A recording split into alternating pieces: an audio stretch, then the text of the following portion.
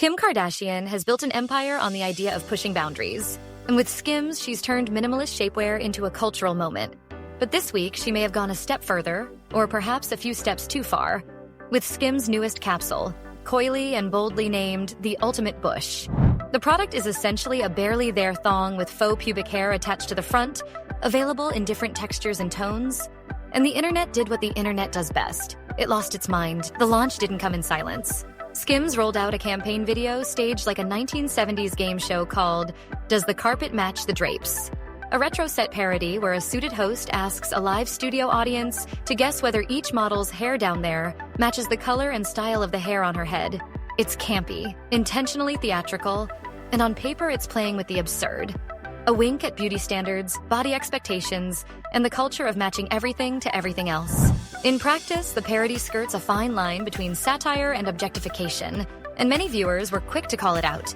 The product itself is simple to describe and strange to watch. A thong with a small patch of synthetic hair engineered to mimic different textures.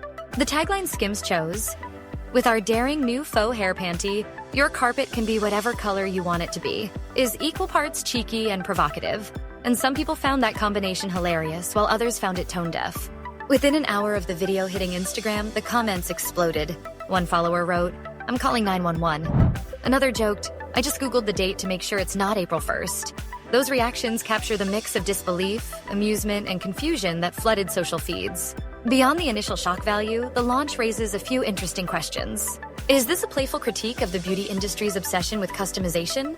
Or is it another example of celebrity brands using provocation to generate headlines? On one hand, the idea of normalizing different textures and tones, even in a wildly unconventional format, could be read as inclusive, a way of saying there's no single correct look. On the other hand, packaging pubic hair as a novelty accessory for public consumption can feel like trivializing intimate parts of the body for entertainment and profit.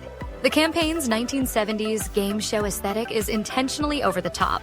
Bright lights, cheesy banter, exaggerated applause lines.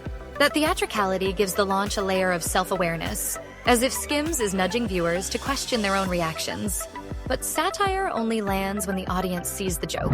When people interpret the skit as demeaning or merely attention-seeking, the satire becomes a lightning rod for criticism instead of commentary. It's also worth noting how quickly conversations about taste evolve in the age of social media.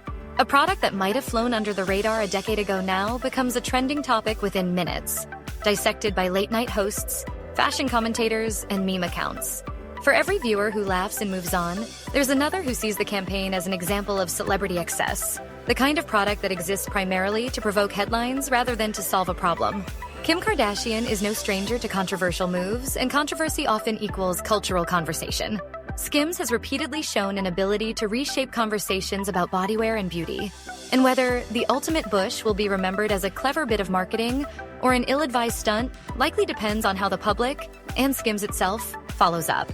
Will the brand lean into the satire and spark a wider conversation about body autonomy and beauty standards? Or will it pivot after the blowback and let the moment fade? At the end of the day, the reaction says as much about us as it does about the product. The mixture of laughter, alarm, and outright bewilderment proves that when a major brand decides to play with cultural taboos, the results are rarely subtle. Love it, hate it, or screenshot it for later. Skims' latest drop has done what it set out to do: get people talking.